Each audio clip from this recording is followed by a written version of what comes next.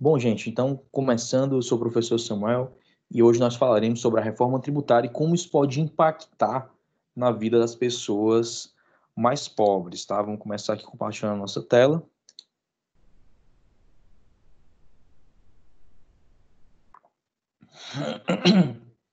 Primeiramente, convido vocês a se inscrever no meu canal no YouTube. Essa palestra vai ficar disponível lá, acredito que durante esse fim de semana eu coloco à disposição. Também coloquei meu Instagram e o meu Twitter para quem quiser nos seguir. E vamos começar, tá bom, gente? Esse tema é um tema que pode parecer um tema bastante técnico, mas, na verdade, ele também pode ser discutido sobre o aspecto social, não somente sobre o aspecto de arrecadação. Nós temos alguns motivos para que seja feita uma reforma tributária, e hoje eu vou tentar conversar com vocês, principalmente sobre essa questão dos motivos dessa reforma tributária e de como ela pode contribuir para o desenvolvimento do Brasil, ok? Eu vou começar fazendo um questionamento. Sempre quando eu vou começar alguma palestra, principalmente nesses temas que são mais amplos, eu faço um questionamento. Geralmente eu coloco a solução. Hoje eu não coloquei. Hoje eu vou só discorrer sobre isso. Eu dei uma enxugada no slide, deixei apenas 18 slides para a gente conversar. E não é interessante ficar lendo slide, né? O primeiro questionamento que eu faço, na verdade, é por que o Brasil não dá certo? Né? Porque o Brasil ele é um país que sempre está na promessa de ser um país grande, de ser um país desenvolvido, e nós sempre ficamos com essa história de ser um país em desenvolvimento, de ser uma economia emergente, né? Um país emergente. Por que o Brasil ainda não é um país desenvolvido? Nós temos alguns motivos que levam o Brasil a ser um país subdesenvolvido. Muitos argumentam dizendo que o Brasil é um país grande, é um país rico, que é o segundo questionamento que eu devo fazer. Muitos argumentam que o Brasil seria um país rico, mas por que o Brasil não dá certo? O Brasil não dá certo porque as coisas não são feitas de uma maneira que venha trabalhar para o Brasil dar certo. O Brasil não dá certo por uma série de fatores que, coincidentemente, foram desencadeando em um efeito cascata que nos trouxeram até o cenário de hoje. O Brasil ele é o resultado de uma sucessão de erros, tanto das pessoas que estiveram ou que ainda estão no poder. Quando eu falo poder político, poder econômico, poder empresarial e até mesmo poder de mídia.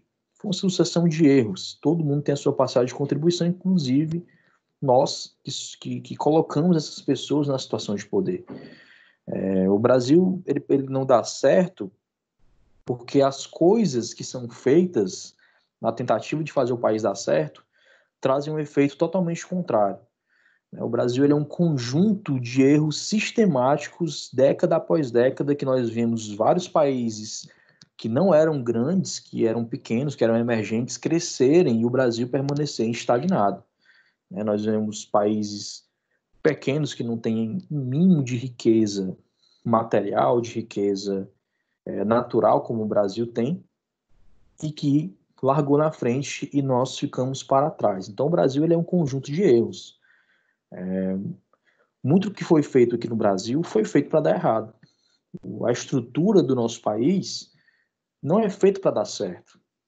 Pode até ter sido feito com uma boa intenção, mas a forma como ela é posta, é impossível as coisas darem certo no Brasil. Não tem como funcionar. Quando a gente coloca em números, a conta simplesmente não fecha. É por isso que foi feita ano passado uma reforma da Previdência que já deveria ter sido feita na década de 90.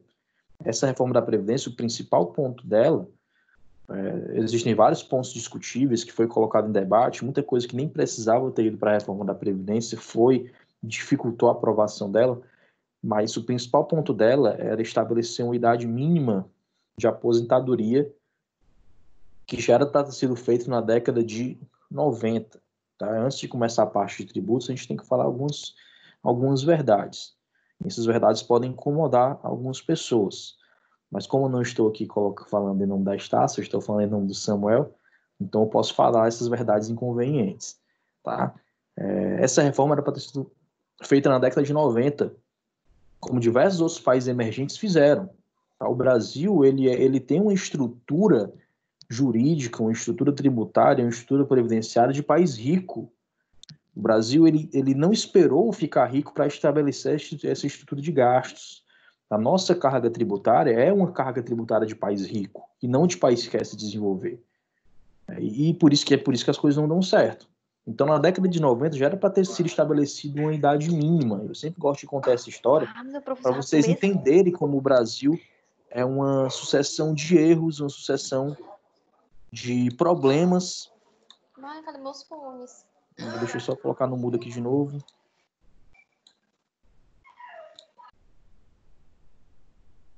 Pronto, então eu gosto de falar, de fazer essa introdução para vocês entenderem por que o Brasil é uma sucessão de erros e de bobagens que foram feitas. Na década de 90 foi feito um projeto de emenda constitucional para estabelecer a idade mínima na Previdência. Tá? Então, foi feito ainda na época do governo FHC, onde estabelecia uma idade mínima de 60 anos para a mulher e de 65 anos para o homem se aposentar. Então foi feito esse projeto de emenda constitucional. E esse projeto não foi aprovado por diferença de um voto. E esse voto era de um deputado que era do governo, que ele era ministro do governo. Ele foi exonerado, porque geralmente quando você tem uma votação importante, os ministros que têm cargo de deputado, de algum cargo político que vai importar para essa votação, que pode votar nesse projeto, eles são exonerados, são demitidos para voltar ao cargo de deputado e poder votar e ter um voto favorável a mais nesse projeto. Então ele foi exonerado para isso, mas na hora de votar ele errou, ele marcou o voto errado. E por conta disso não foi aprovada a Previdência naquele momento. Desde então, todos os presidentes da República tentaram fazer uma reforma previdenciária. O governo Lula tentou, o governo Dilma também tentou, e o governo do Michel Temer, um pouquinho menor do que os outros, também tentou. Nenhum deles conseguiu fazer uma reforma que estabelecesse a idade mínima, porque era algo muito difícil de ser aprovado. Geralmente eles tentaram numa época que não era fácil aprovar o projeto, que era mais para o final do mandato. Você aprovar um projeto no início do mandato, quando você ainda está com a popularidade muito alta, é muito mais fácil. É por isso que essa reforma da Previdência foi aprovada com certa facilidade, não foi tão difícil ser aprovada. Hoje talvez ela fosse bem mais difícil de ser aprovada, né? Porque independente de polêmicas ou não, a tendência é que o governo, com o passar do tempo, ele vai desidratando, ele vai perdendo popularidade e vai ficando mais difícil aprovar os projetos. Tá? Então, se eu não me engano, foi em 1999, ou foi 97 ou foi 99, que tentaram passar esse projeto e não passou por um erro. Inclusive, o presidente atual votou contra essa reforma da Previdência. Né? Então, é uma sucessão de erros. Se tivesse sido feita aquela reforma naquela época, talvez essa não fosse necessária, essa do ano passado. Porque qual é o problema da Previdência? A Previdência se tornou uma bola de neve. Tá? Para quem não conhece nosso sistema previdenciário, principalmente o pessoal que está aí começando no mercado de trabalho do primeiro semestre ou que ainda está ingressando no trabalho, quando você é funcionário, você tem um desconto previdenciário, desconto do INSS que aparece lá no seu contra-cheque. Além disso, a sua empresa que você trabalha, a maioria das empresas, se ela não for do Simples Nacional, pelo menos, ela paga uma contribuição que a gente chama de contribuição patronal. Então, é como se você estivesse contribuindo com mais ou menos 30% a 40% do seu salário para a Previdência. Tá? É mais ou menos assim que funciona. E esse valor ele não fica depositado em uma conta para que você, quando se aposentar, venha a sacar esse recurso. Ele não fica depositado gerando rendimentos, gerando capitalização para você sacar quando vier a se aposentar. Muita gente acha que o dinheiro fica guardado. como fica, por exemplo, do FGTS, que também não fica 100% guardado, ele é utilizado para financiar a atividade imobiliária, tá? Mas isso é outro assunto. Então, a Previdência Pública, ela funciona no regime de repartição, certo? Então, o que acontece? Você está pagando a sua Previdência, você está tendo desconto do seu salário, o seu patrão está pagando a Previdência para financiar os gastos de quem já está aposentado ou de quem já está recebendo algum benefício previdenciário. Algum auxílio-doença, algum auxílio, alguma pessoa que já é inválida, que não tem mais condição de trabalhar, algum auxílio-acidente, um seguro-desemprego, algum auxílio previdenciário, tá? Auxílio-maternidade, tá? Então, é usado para quem já está recebendo benefício. Então, o que acontece? Para você sustentar a Previdência, você precisa ter uma grande quantidade de pessoas trabalhando para pagar a aposentadoria de quem já está aposentado. Tá? Quando você tem 10 pessoas trabalhando para uma pessoa aposentada, isso é tranquilo, você desconta 10% de cada um que está trabalhando e dá esse 100% para quem está aposentado. Isso funciona durante vários anos, tá? Durante algum tempo. O problema é que nas décadas de 60, 70 e 80, as famílias eram muito maiores. É só vocês observarem as suas famílias e as famílias dos seus amigos. Tá? Não precisa nem fazer um grande estudo estatístico, você consegue observar isso na sua vida pessoal. Observa quantos irmãos você tem, quantos tios você tem e quantos irmãos tinham seus avós. Se vocês observarem 2 gerações acima, a quantidade de pessoas na família era muito maior. Eu, por exemplo, a minha avó teve 10 filhos, tá? A minha mãe só teve 2. Ou seja, vai chegar um momento em que vai ter 2 pessoas trabalhando, 3 pessoas trabalhando para sustentar uma aposentadoria. E se você tem uma aposentadoria de R$ 1.000, para você sustentar por 3 pessoas, precisa de R$ 334 para pagar essa aposentadoria, tá? Então, se eu ganhar R$ 1.000, eu vou ter que ter um desconto de R$ 333. Isso não funciona, tá? Então, a Previdência, ela é, por natureza, insustentável no longo prazo. Então, quanto mais cedo as pessoas se aposentam, mais cedo essa conta chega, tá? A expectativa de sobrevida no Brasil é de aproximadamente 88 anos. A pessoa mais a expectativa de vida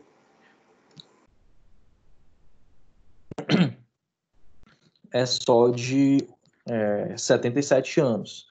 Mas o que interessa é a de sobrevida, que é quanto a pessoa vive depois que ela entra no mercado de trabalho. Tá? A expectativa de vida ao nascer não interessa, porque ela é muito baixa em virtude da mortalidade infantil.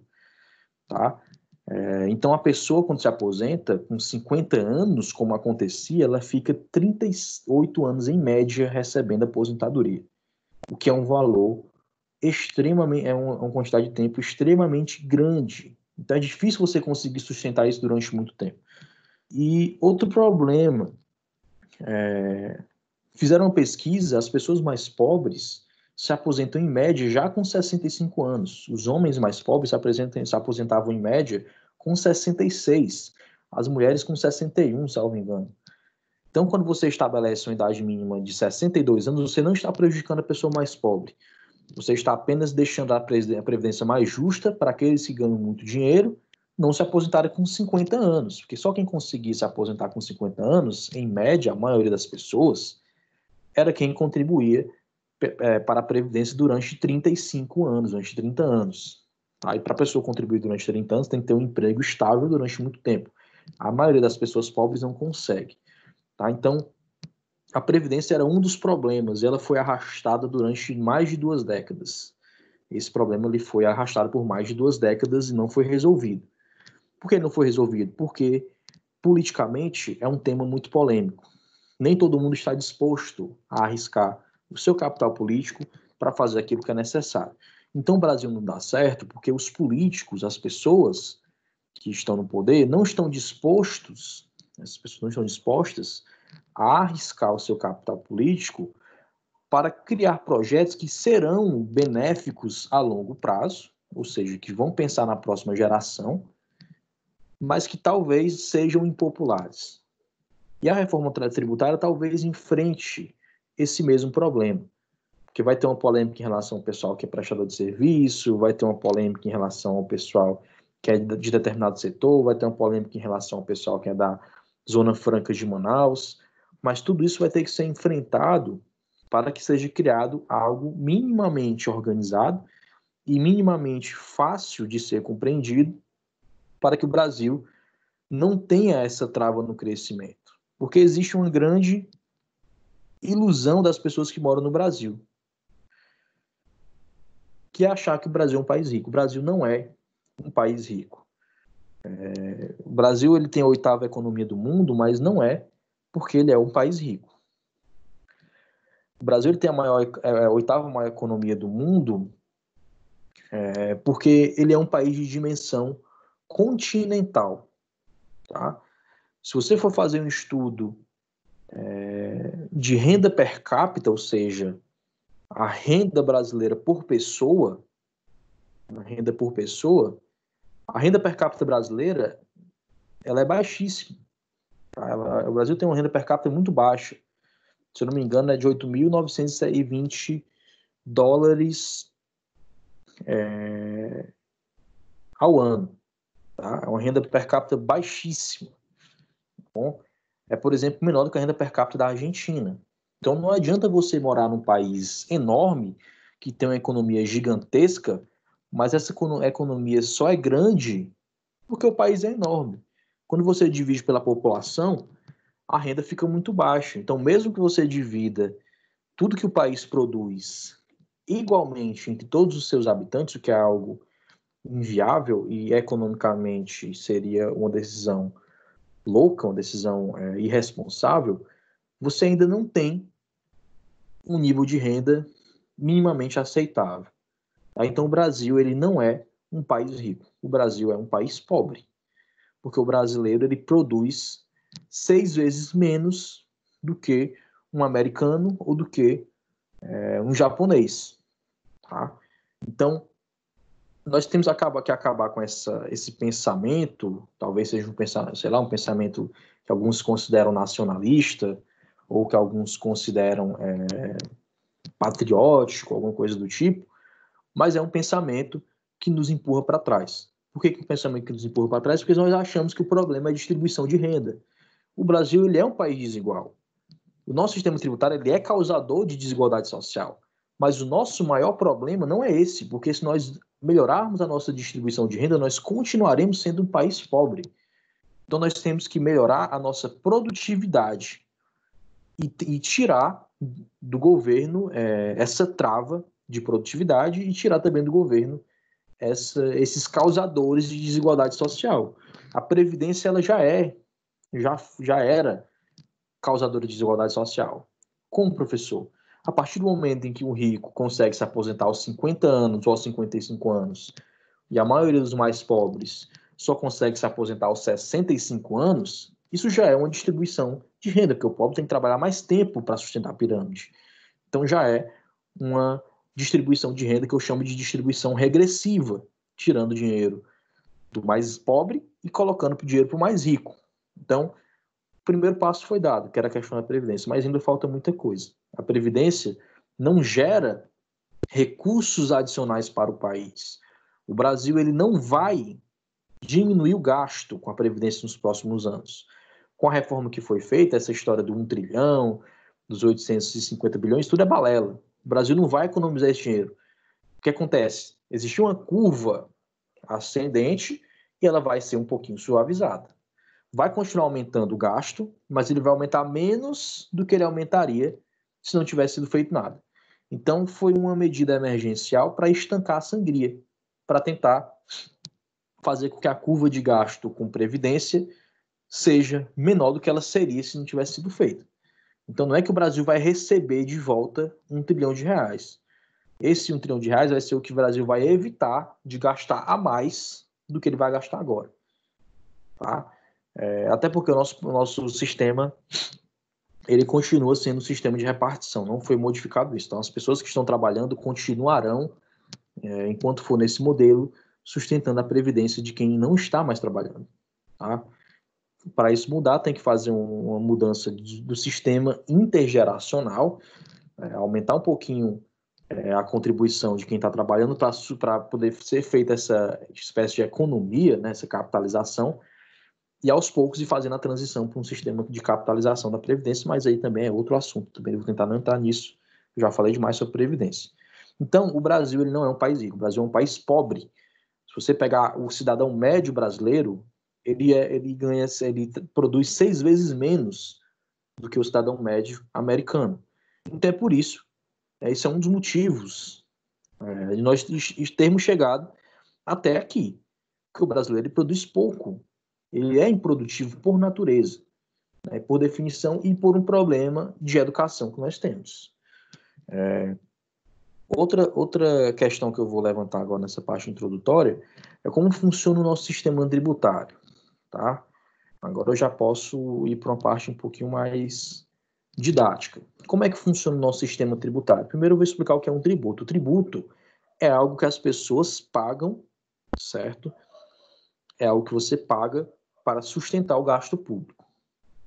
Tá? Então, quando você compra uma mercadoria, dentro daquele preço de mercadoria existem tributos. Quando você compra uma passagem de avião, quando você compra uma passagem de ônibus, quando você pega um Uber, quando você paga a mensalidade da sua faculdade, todos esses pagamentos que você faz tem alguma coisa de tributo. Tudo que você faz tem um pouquinho de tributo. Um pouquinho não, né? Eu estou sendo modesto. No Brasil nós temos muito tributo, tá?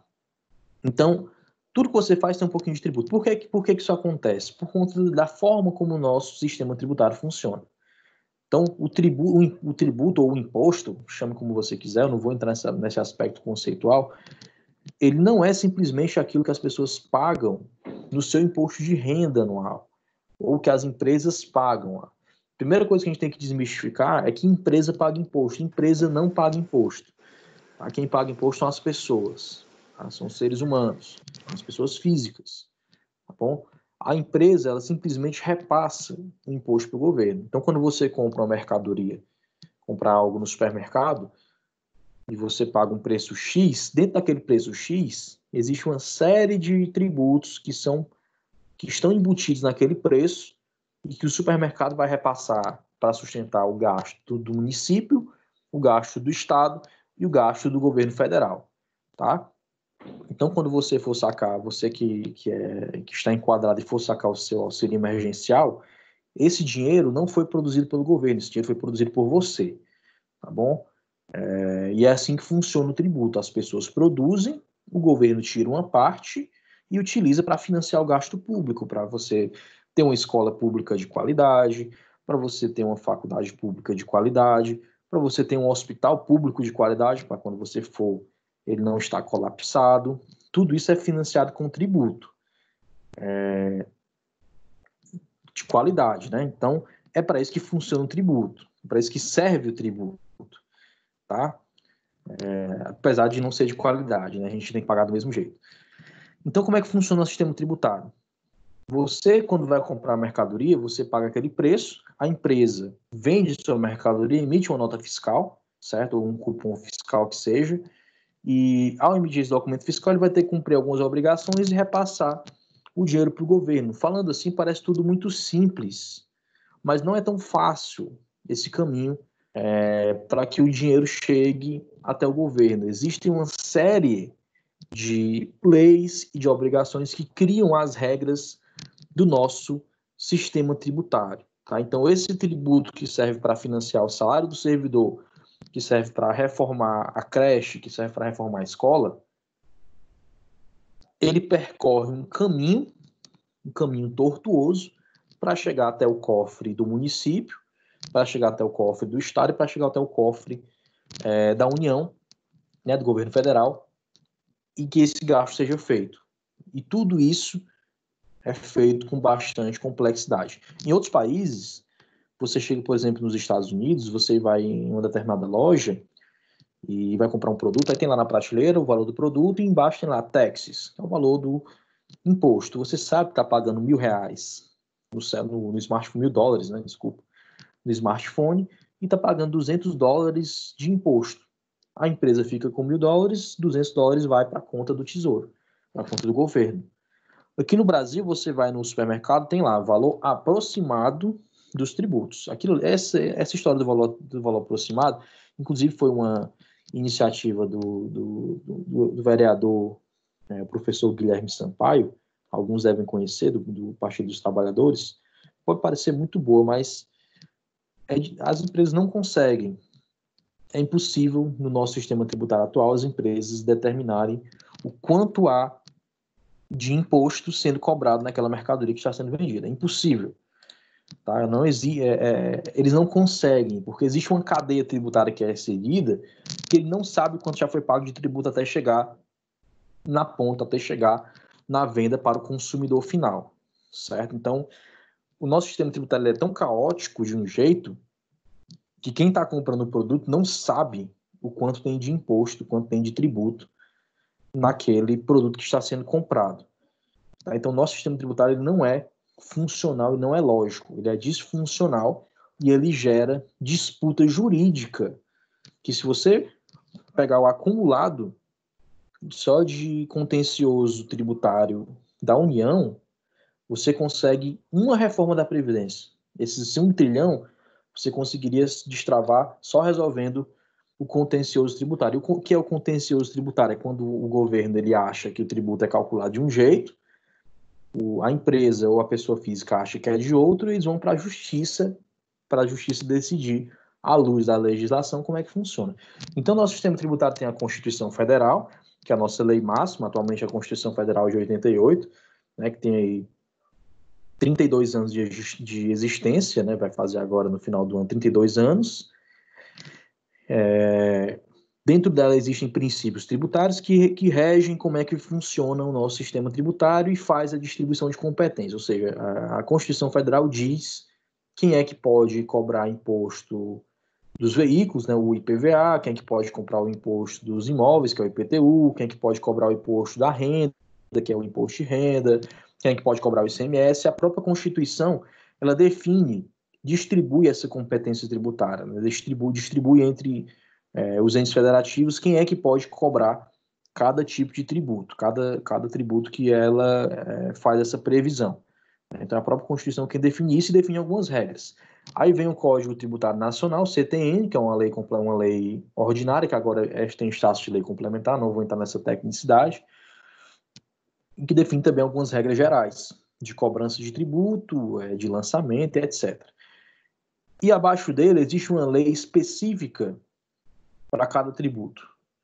E abaixo dessa lei específica existe um decreto regulamentando e existe uma série de outros documentos legislativos que vem trazer especificidades, vem trazer minúcias, vem trazer detalhes e exceções sobre esses tributos. E aí que existe o problema. É uma série de arranjos tributários, é uma série de exceções que existe no nosso sistema tributário e ninguém sabe como é que funciona. Então não é simplesmente o cidadão chegar na loja, receber o seu salário, sei lá, recebe lá seus 5 mil reais, e desses 5 mil reais ele paga lá R$700 de imposto de renda. Aí ele vai lá na loja, faz a feira, gasta 3 mil reais, desses 3 mil reais ele paga mais, sei lá, mais R$400 de imposto sobre o consumo, e o resto é dele, para ele fazer o que ele quiser. Então, o resto é o próprio produto que ele recebeu, né? Não é simples assim. Existe uma série de regras específicas, uma série de exceções, uma série de detalhes que precisam ser observados que colocam as empresas em risco. É por isso que ninguém tem a impressão de que quem paga o imposto é o cidadão. As pessoas acham que é a empresa que paga imposto, que a empresa é sonegadora, que sei lá, fulano de tal é sonegador, mas muitas vezes essa história de sonegar não é bem assim que funciona. É simplesmente o cara que tem um entendimento tributário, a Receita Federal tem outro. Eu cito o exemplo do Neymar, por exemplo. Todo mundo conhece o Neymar, atacante do Paris Saint-Germain e da seleção brasileira. Muita gente chama ele de sonegador porque não conhece como é que funciona a história dele e a história do sistema tributário. Ele não sonegou imposto. Tá? Existe uma regra no nosso sistema tributário onde a distribuição de lucro ela é isenta de imposto de renda. Então, o que foi que o Neymar fez? O pai dele criou uma empresa onde o Neymar presta servir, o direito de imagem do Neymar, ele é vendido através dessa empresa, para não ser tributado na pessoa física, ele recebe através de lucro, e o lucro ele é isento. A Receita Federal considerou que aquela abertura da empresa era um vínculo empregatício disfarçado, era uma fraude. E é uma prática comum, é a tal da pejotização. Então eles ficaram nessa disputa durante vários anos, é tanto que o valor da causa, a justiça, diminuiu bastante. Fizeram um acordo, e o atleta certamente fez esse acordo para diminuir a exposição, para não ter que ir até o final e prolongar essa disputa. Ninguém nunca mais ouviu falar. O acordo, se eu não me engano, era mais de 200 milhões e diminuiu para menos de 2 milhões. Eu não sei os números ao certo, mas ficou bem abaixo daquilo que era cobrado inicialmente. Isso acontece porque o sistema brasileiro ele é totalmente disfuncional. Se tem o exemplo mais simples que existe, é a parte da pessoa física. Se você for para a pessoa jurídica, é a parte mais complexa que existe. Não é simplesmente você comprar a mercadoria, a empresa recebe o seu dinheiro, pega um pouquinho desse dinheiro que ela recebeu e repassa para o governo. Não é simples assim. Existem várias regras de tributação, existem várias exceções que devem ser observadas, existem vários tributos diferentes. Quando você presta um serviço, por exemplo, a empresa paga o ISS, que já está embutido também no preço, ela paga o PIS, ela paga a COFINS, ela paga o imposto de renda, ela paga a CSL, e cada um tem uma regra tributária diferente. Se ela prestar dois tipos de serviço, talvez a regra de um tipo de serviço não seja a mesma regra do outro tipo de serviço. Aí o serviço é tranquilo, não é tão difícil assim. Mas quando você vai para a mercadoria, se a empresa vender 100 produtos diferentes, pode ser que cada um desses 100 produtos diferentes tenha um tratamento tributário diferente. Então, as empresas gastam muito dinheiro para calcular impostos, para calcular tributos e para manter essas obrigações em conformidade. Então, o nosso tributário ele é caótico e é por isso que ele precisa ser modificado. E em relação à carga tributária, deixa eu mudar aqui o slide. Eu trouxe aqui para vocês, gente, deixa eu aparecer na tela de vocês, que eu estou vendo que não apareceu ainda não. Eu trouxe para vocês um gráfico que mostra a carga tributária dos países da América Latina. Tá? O Brasil tem que estar no topo da carga tributária. 32,4 milhões, alguns dizem que é 36, outros dizem que é 38. Tá bom? Mas aqui, segundo esse estudo, em 2014, eles estavam aqui no topo. O último que é a Guatemala, né? 12,6% do PIB. Certo? Então, o Brasil ele tem uma carga tributária bastante elevada. E é por isso que as pessoas tanto reclamam de pagar imposto. Obviamente, ninguém gosta de pagar imposto. Por isso que ele é obrigatório. Se fosse bom pagar imposto, seria o contrário, né? Disputa de quem pagava mais imposto. Mas aqui no Brasil, ninguém gosta, em lugar nenhum, ninguém gosta de pagar imposto, né? Porque, principalmente por quando nós não conseguimos contemplar o retorno desses impostos.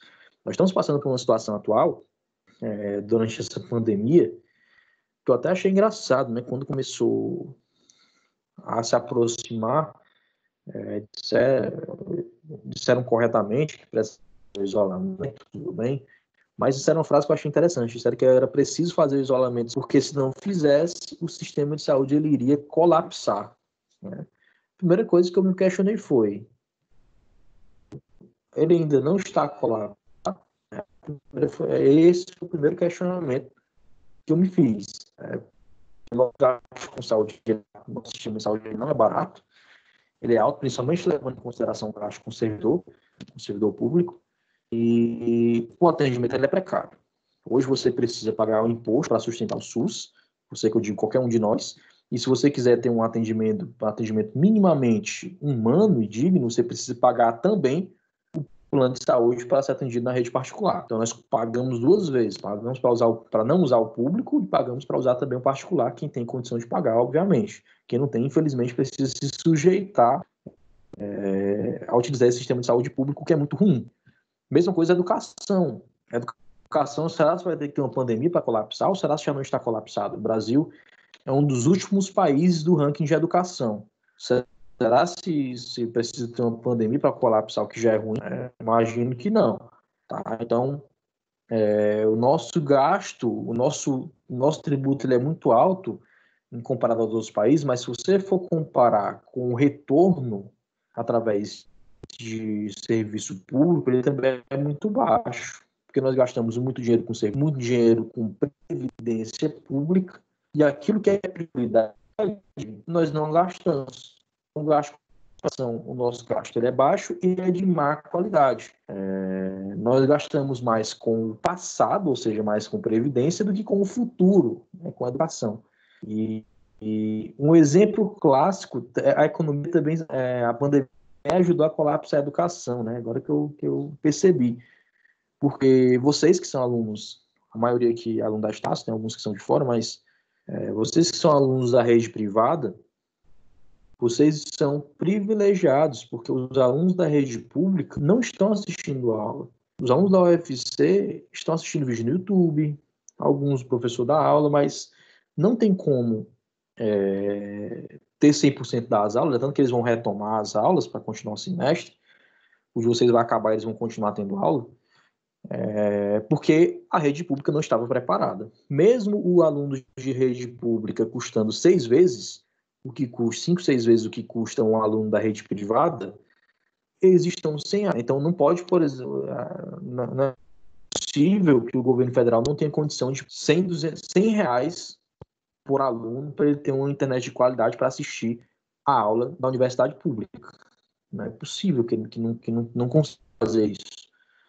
É tão pouco aluno, nada justifica a universidade pública não ter aula, mas 92% das instituições de ensino superior públicas federais não estão assistindo a aula. Então você é confortável, que muitos não gostam da aula em vídeo, mas ainda é melhor do que você não, com certeza. Muitos não gostaram da mudança, tudo eu compreendo, é uma questão de adaptação e ninguém é obrigado a gostar. Mas é um dado alarmante para mostrar o quão precário é o serviço público. Mesmo a universidade pública tendo a melhor índice de aproveitamento nas avaliações feitas pelo MEC, não está tendo aula na universidade pública. Então, é um dado extremamente alarmante. Você ia no hospital público antes da pandemia, você já conseguia atendimento. Então, o gasto público no Brasil ele é de péssima qualidade. Gastos com servidor público, algum até me perdoe, você não tem culpa, não foi você quem criou o certo. Eu falei que eu ia dizer algumas verdades inconvenientes, né? Então, gasta muito com servidor público, tá? Não estou falando daquele servidor que ganha um salário mínimo, que ganha um salário mínimo e meio, ganha um pouquinho, eu estou falando daqueles de altos escalões. Valorizar os geralmente muitas vezes a mais do que ganhariam na iniciativa privada, com a mesma qualificação, semelhante, e os gastos estruturais não são feitos. Nós temos um gasto muito grande na educação de nível superior, muito baixo na educação básica. Então, os alunos da rede pública e alguns da rede privada saem do ensino médio sem saber interpretar um texto, sem saber fazer uma regra de 3. Então, como é que eu vou ensinar finanças para um aluno no nível superior se ele não sabe fazer uma regra de 3? Então, isso compromete o andamento do fluxo da educação. Então, além do investimento em educação ser baixo, ele ainda é concentrado no nível superior, acaba causando uma maior desigualdade social. As pessoas que são pobres demoram a conseguir a ascensão social porque não tem uma educação de qualidade. Porque o cara que é pobre, você tem 2 opções. Ou ele vai estudar, ou ele vai, 1 em 1 milhão, vai abrir um negócio e vai conseguir alguma coisa. Muito difícil. Então, o gasto público brasileiro ele também é de péssima qualidade. Então, nós reclamamos que nós pagamos muitos tributos e reclamamos com razão. Porque o nosso gasto tributário é um gasto de país desenvolvido. Né? A nossa arrecadação é arrecadação de país desenvolvido. E país em desenvolvimento não pode arrecadar tanto assim, porque precisa deixar as pessoas com dinheiro para conseguirem criar negócios, gerar emprego e fazer a economia rodar. O governo não pode, num país pobre, tomar tanto de educação. Um país com uma marca, a carga tributária é elevadíssima, é muito mais fácil, porque o país já é desenvolvido. o país já está em primeiro lugar no índice de desenvolvimento, em primeiro lugar não, nos primeiros lugares de IDH há muitos anos. Então, depois que você consegue, a custo de muita econômica, colocar o país no patamar superior, aí tudo bem, você consegue aumentar o gasto público e trazer o estado do welfare state, né? Do estado de bem-estar social. Então, eu trouxe aqui mais um que agora nos interessa bastante, mais um gráfico. Deixa eu passar para vocês a divisão do nosso dia, das 24 horas, do ponto de vista dos impostos, do ponto de vista dos tributos. Tá? Deixa eu ver se ela aparece aqui, está demorando um pouco assim. Eu trouxe aqui 7, que mostra que das 24 horas. Deixa eu tirar aqui um pouquinho o compartilhamento e colocar de novo, acho que deu uma travada.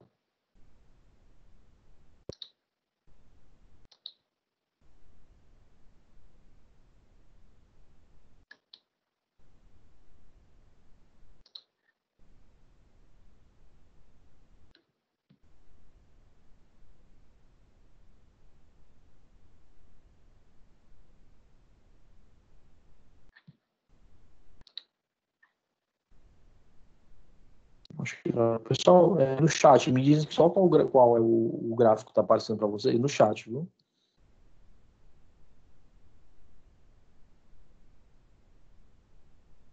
O gráfico da divisão do dia do ponto. Pronto. Então não está aparecendo correto, então vou continuar. Para mim que não está aparecendo correto aqui no que eu estou fazendo aquela gambiarra do celular. Pronto. Agora me parece para todo mundo. Então, pessoal, eu trouxe aqui um gráfico que mostra a divisão do nosso dia em relação aos impostos, aos tributos. Nós dormimos 8 horas, passamos 2 horas no trânsito e 10 horas pagando imposto. Sobra 4 horas para a gente. Então, vocês verem como nós pagamos muito imposto, tá? Nossa carga tributária é altíssima. Nós trabalhamos mais de 5 meses por ano só para sustentar esse gasto público, que é muito difícil de ser reduzido, porque nós já gastamos 102% daquilo que nós arrecadamos. E quais são os maiores problemas desse nosso sistema tributário? O primeiro problema que eu vou trazer é que ele é muito caro. Como assim, professor? Você já mostrou que a nossa carga tributária é alta. Mas eu não estou falando da carga tributária. Eu estou falando do custo de manter esse sistema tributário. Ou seja, o quanto as empresas gastam para calcular impostos. As empresas gastam no Brasil um total de 80 bilhões por ano só para calcular e para manter a conformidade dos seus tributos.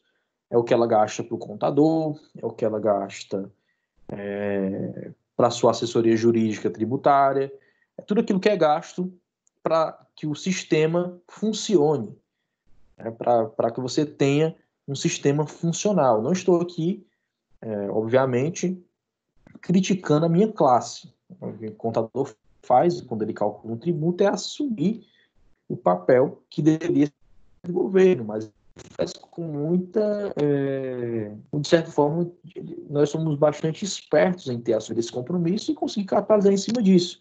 Mas é um gasto muito alto. As empresas gastam, em média, 2.000 horas, quase 2.000 horas, alguns dizem que é 2.600, eu vou falar por baixo, 2.000 horas por ano só para calcular imposto. Isso é desperdício de produtividade. Então já é uma amarra, de gasto das empresas, que poderia ser gasto em produção, que poderia ser gasto de outra forma, em desenvolvimento, e que é gasto para calcular imposto. Se eu falar isso em outro lugar do mundo, em países sérios, as pessoas vão rir da nossa cara. Como assim a empresa gasta? As empresas gastam 80 bilhões por ano para calcular impostos. Calcular imposto, como assim? Não é só você emitir a nota fiscal e a invoice, né? Você emitir a invoice e no final do mês você fazer o pagamento para o governo.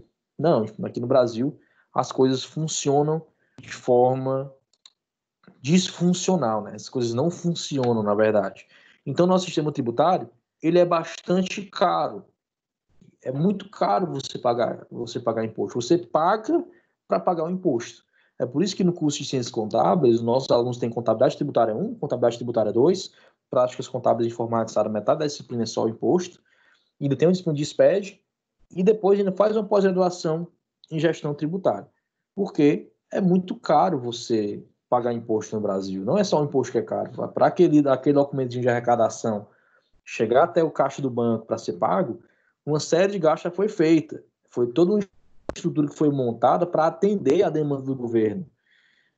E o contador ele faz esse papel, mas ele não cobra o governo o mínimo de respeito sobre isso, em relação a isso. Tivemos quase que humilhar, o contador teve quase que se humilhar para que fossem prorrogadas as obrigações, que eu vou já explicar o que são, para prorrogar as obrigações acessórias durante a pandemia. Os escritórios estavam fechados. Como é que ia fazer folha de pagamento? Como é que ia enviar as obrigações para o governo? Como é que ia calcular os impostos se as empresas de contabilidade estavam fechadas, ou em home office, algumas, nem todas. A maioria não, na verdade. Então, no Brasil, temos essa cultura tributária ter uma obrigação de pagar um imposto e a obrigação de você mostrar para o governo como foi que você calculou. Além disso, nós temos uma grande complexidade. Como eu falei para vocês, você manda os imóveis, não é só a dificuldade do custo desses tributos. Você também tem a dificuldade de calcular esses tributos. Nós temos, por exemplo, especificamente, que é o ICMS, que é muito complexo, é muito difícil, é uma loucura para você conseguir calcular. Ainda bem que ele é um imposto estadual, porque se ele fosse municipal, era totalmente condições. Você paga quando você vende mercadoria ou você investir transporte de comunicação e energia elétrica. Tá? Muito bom aí que criou ele. Tem uma série de dispositivos que causam complexidade. Ele é tão louco de uma maneira que, se o governo quiser criar uma regra para cada produto que existe no mercado, ele consegue criar essa regra.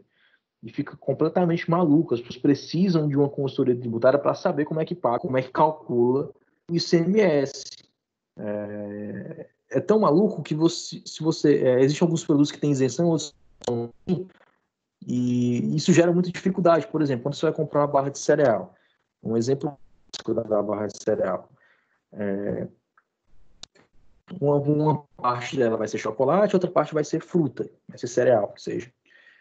O chocolate, ele é supérfluo, ele tem um tributo alto. É caro o tributo, o ICMS do chocolate. O ICMS da fruta, ele é desonerado, ele é mais barato, ele não tem ICMS. Mas e a barra de cereal? Ela tem um pedaço, um pouquinho de chocolate, um pouquinho de fruta. Como é que a gente vai calcular o ICMS da barra de cereal? Ela é chocolate ou é fruta? Não sei. Vamos disputar, vamos brigar na justiça. O pão ele é cesta básica, então ele também é desonerado. É mais barato. Mas se o pão ficar velho, você triturar e vender como farinha de rosca não é. Pela NCM, né, pela nomenclatura dela, pelo código dela, não é desonerado. Então, você paga mais caro. Então, se o pão ele envelhece, ele fica mais caro. Né? Por que acontece isso? Não sei. O nosso sistema tributário é assim. Você está dentro de um avião e você consome uma mercadoria dentro desse avião. A quem vai ser devido o ICMS? A companhia aérea vai pagar para quem esse ICMS? Ela vai pagar para o estado de origem, de onde sai o voo, para o destino ou para onde ele está sobrevoando? Não sei. Pagando o que for mais barato. Então, são esses tipos de situações que tornam o nosso sistema tributário muito complexo. As empresas não sabem o quanto custa o tributo. Isso dificulta na formação de preço. Isso traz um problema de disputas judiciais para tentar solucionar esses conflitos. Isso coloca um turbilhão de processos judiciais, que é muito caro também manter esses processos na justiça, tanto para as empresas como para o governo. Então, essa complexidade também é altamente prejudicial.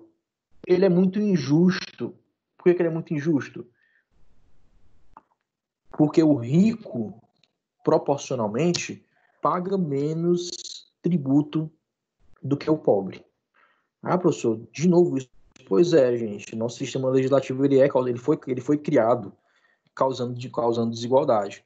Então, quando você reclamar que o Brasil é desigual, saiba que boa parte da culpa é do nosso sistema tributário e do nosso sistema previdenciário.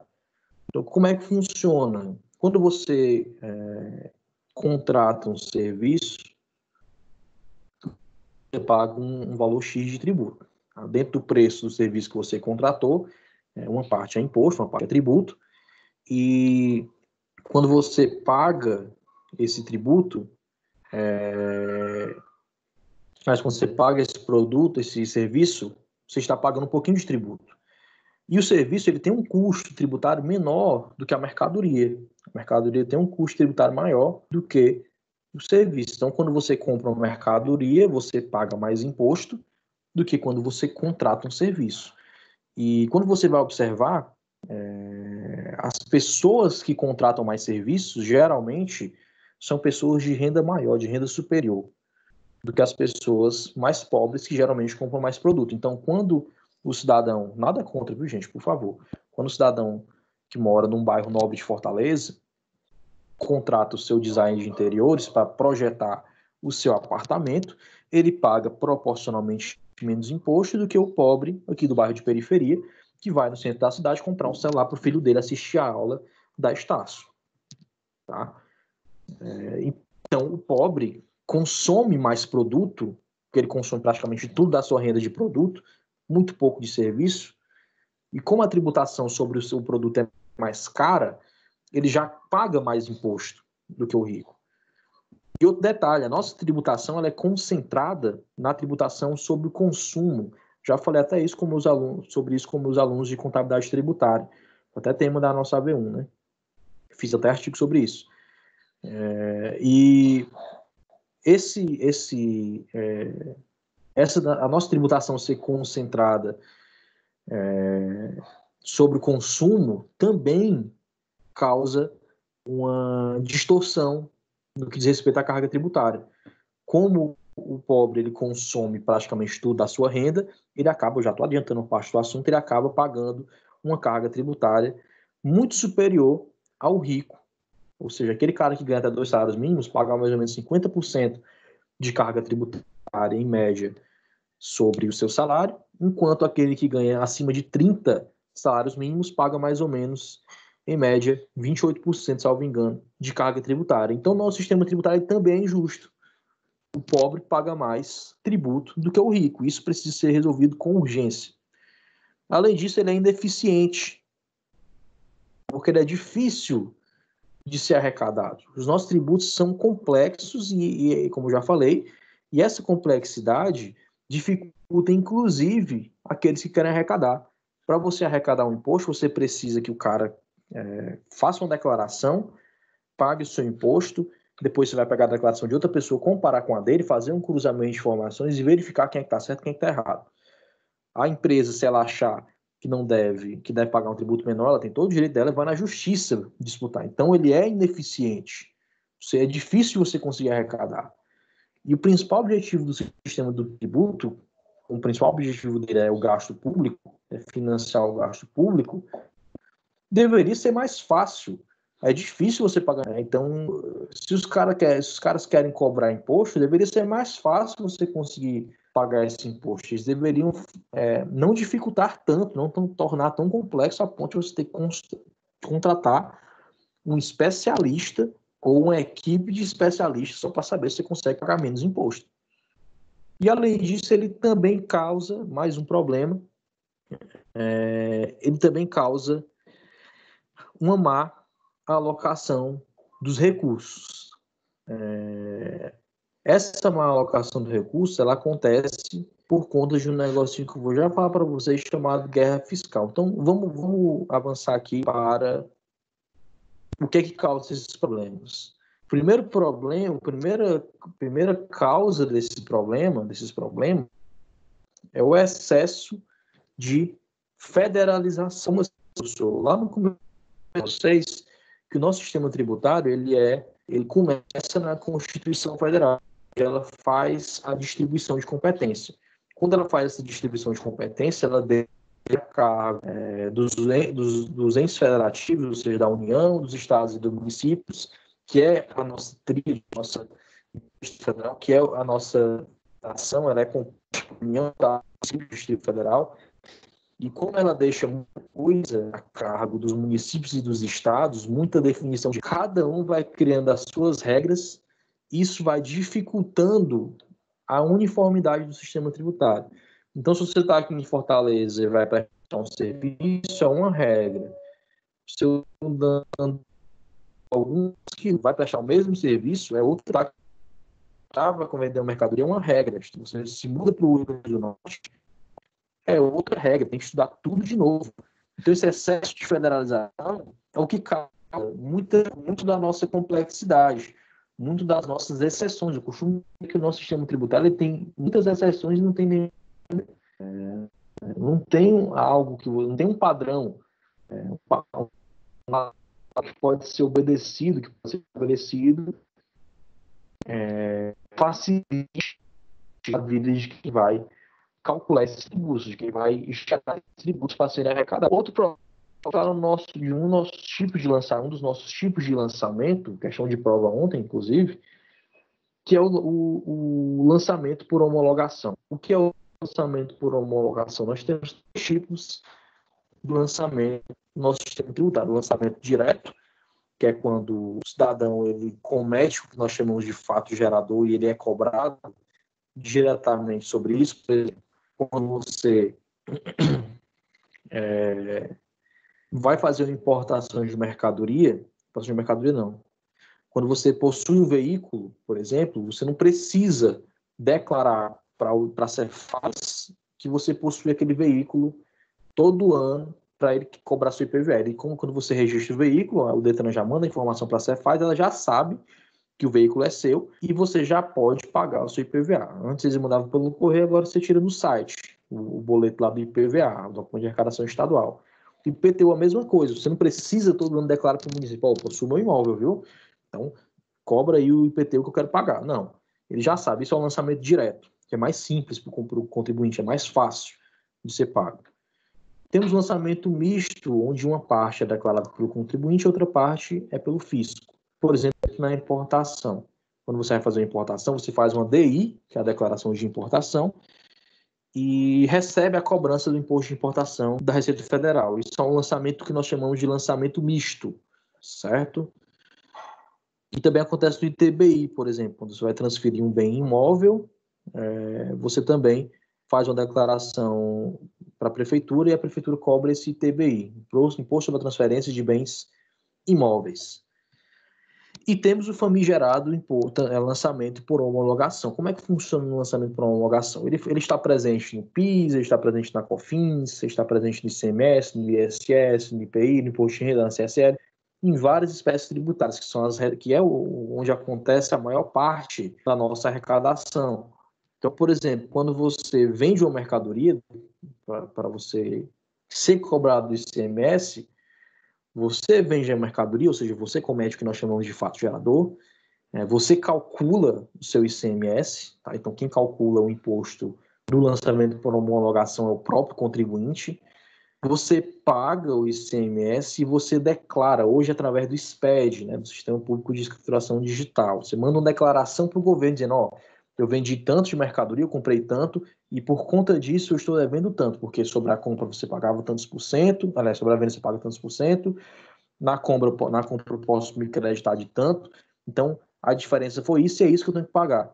O governo recebe essas informações da sua empresa, recebe as informações de todas as empresas do estado do Ceará, cruza com as informações de outros estados, porque existe um repositório nacional, e faz esse cruzamento de dados e verifica se você pagou o valor correto. Se ele verificar que você pagou o valor correto, ele homologa e está extinto o crédito tributário. Então, assim é o lançamento por homologação desses tributos. É o próprio contribuinte quem calcula, é o próprio contribuinte quem paga e é o próprio contribuinte que declara esse tributo. Isso gera um grande nível de risco para o contribuinte, porque se o contribuinte fizer errado, é ele quem vai ser punido. Tá? Não adianta, e se você quiser consultar, o que eu acho mais absurdo, se você quiser saber, por exemplo, da Cefaz, como é que eu calculo o ICMS daquele produto, eu vou vender um produto novo, eu não conheço, não encontrei na legislação claramente como é que funciona o ICMS desse tributo, se ele tem alguma desoneração, se ele tem alguma redução de base de cálculo, se ele tem pauta fiscal, se ele tem substituição tributária, se ele tem alguma dessas idiotices inventadas no nosso sistema tributário. Então eu vou lá, eu quero saber da Cefaz. Vou entrar no site da Cefaz, vou no plantão tributário, ótimo, tem um plantão tributário para me ensinar. Manda a minha dúvida, eles mandam a resposta com o texto da lei, mas aquilo ali não vincula a Cefaz. Então, se o atendente da Cefaz, que às vezes não é tão preparado, às vezes é uma pessoa que não tem tanto conhecimento ainda sobre a área, não é culpa dele, é culpa de quem colocou ele lá, se ele não souber exatamente, ou se ele der uma resposta errada, aquilo ali não compromete a Cefaz. Então, se eu quiser ter certeza e aquilo ali ter validade jurídica, eu preciso fazer uma solução de consulta, pedir uma solução de consulta. E aqui no Ceará, essa solução de consulta custa R$2.000. Então, você tem que pagar para saber se o que você está fazendo é correto. Caso você não pague, você faz, e se você for autuado, você vai pagar até 150% de multa. Tá? Então, a maior parte do nosso sistema tributário ele é fundado nesse sistema de lançamento por homologação. Então, é o próprio contribuinte, justamente por conta da complexidade. O fisco não quer ter essa responsabilidade de calcular o imposto de cada contribuinte, mandar um boleto para o cara pagar. Ele não quer ter esse trabalho, porque são muitos tributos, são muitas regras, vai dar muito trabalho, então ele prefere fazer por amostragem, cruzar os dados através de um sistema de computador e fazer essa cobrança. Se for feita a reforma tributária, tudo isso vai ser desnecessário. A gente vai já falar sobre por que isso vai acontecer. Outro problema. Aqui nós temos um probleminha na tributação na origem. Como assim na origem, professor?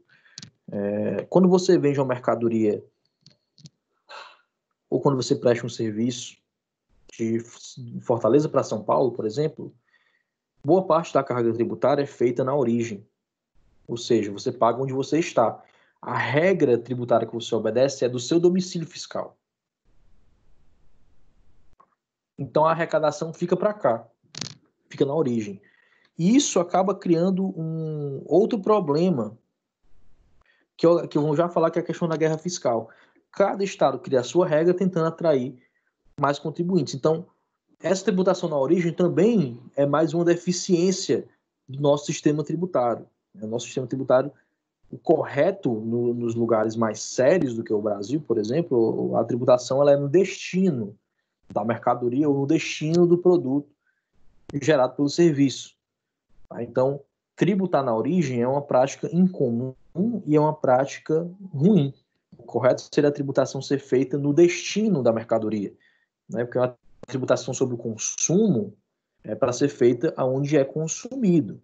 Tá? Então, nesses tributos sobre o consumo que eu estou falando, que PIS, COFINS, CSL, PIS, COFINS, ISS, IPI e ICMS, a tributação deles é na origem.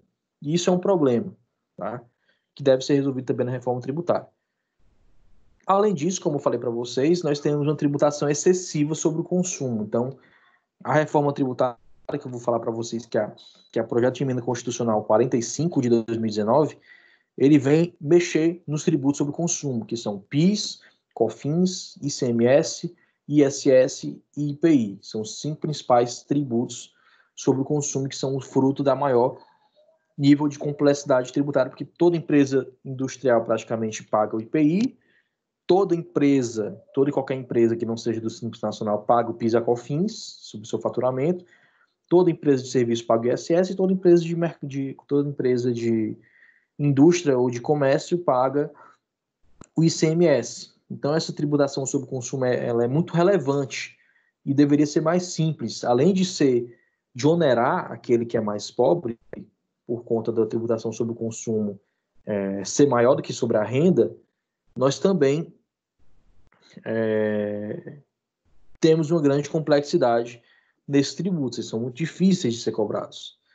E temos a questão da guerra fiscal, que envolve também, também tem um pouco a ver com a história da tributação ser na origem. Cada estado faz a sua regra tributária, tenta atrair contribuintes concedendo benefícios fiscais, e isso acaba gerando uma má alocação dos recursos produtivos. E talvez esse seja um dos maiores problemas do nosso país, é déficit de produtividade.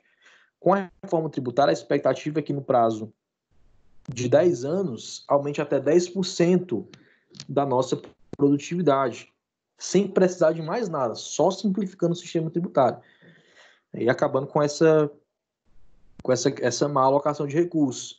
Então, o cara que ele tem, por exemplo, um mercado está perto do seu mercado consumidor, ou está perto de onde vem as peças, pronto, uma moto, você vai fazer uma moto. As peças vêm de outro país, sei lá, ou vêm ali do interior de São Paulo. O local ideal é você colocar ali na região de Santos, alguma região que você esteja perto dos seus consumidores, de onde você vai vender, as distribuidoras, e também dos seus fornecedores, e questão de logística. Talvez seja o melhor lugar para você colocar uma fábrica, seja ali naquele interior de São Paulo. Mas aí o governo vai lá, quer desenvolver uma região que era totalmente desenvolvida, lá em Manaus, por exemplo, e cria a Zona Franca de Manaus. O que é a Zona Franca de Manaus? É um lugar onde não tem imposto. Tá? Você não paga tributo sobre o consumo lá em Manaus, na Zona Franca de Manaus, né? Então, as empresas que estão ali, elas tanto não pagam na saída como na entrada. Quem vende para a Zona Franca de Manaus é obrigado a dar. Você não paga esses tributos, não paga PIS, COFINS e ICMS, por exemplo, mas você é obrigado a dar essa diferença de imposto que que vai deixar de ser arrecadada, você tem que estar como desconto na nota fiscal.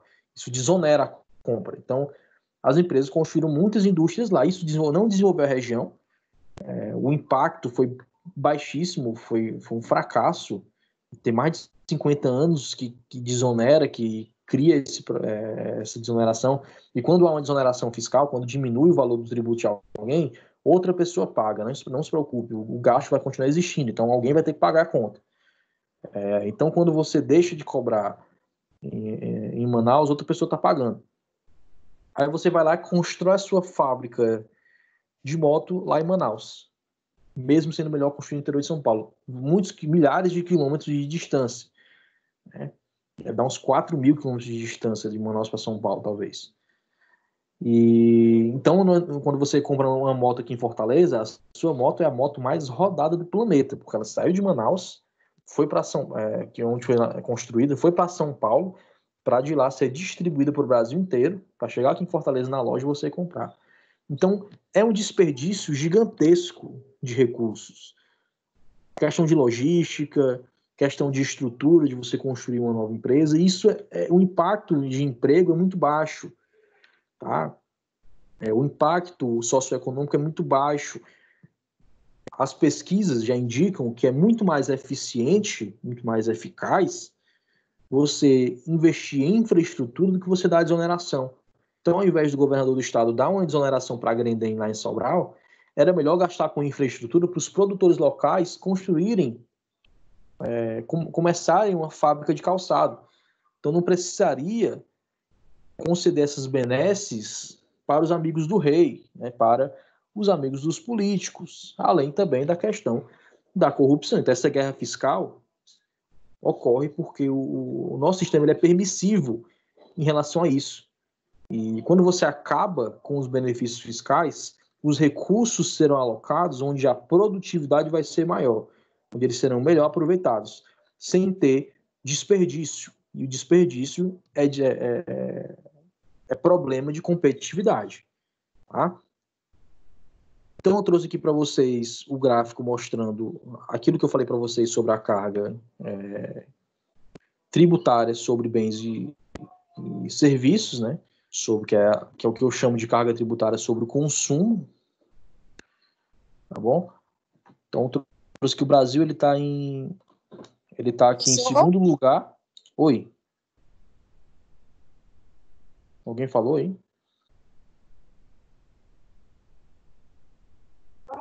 Oi?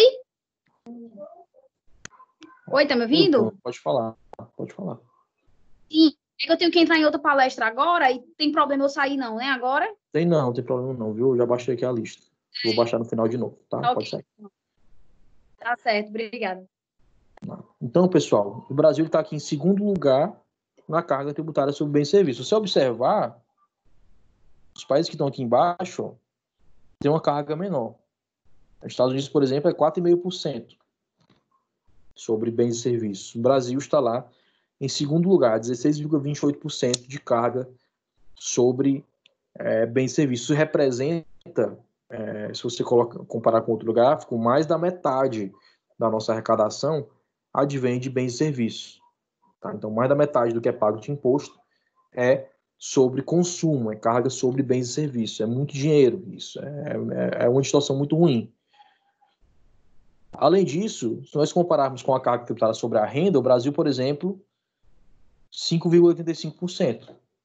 Muito baixo. Então, um dos passos para você resolver esse problema de desigualdade é você transferir um pouquinho do que está aqui na renda lá para o consumo. Tentar, aos poucos, aumentar a tributação da renda e diminuir a do consumo.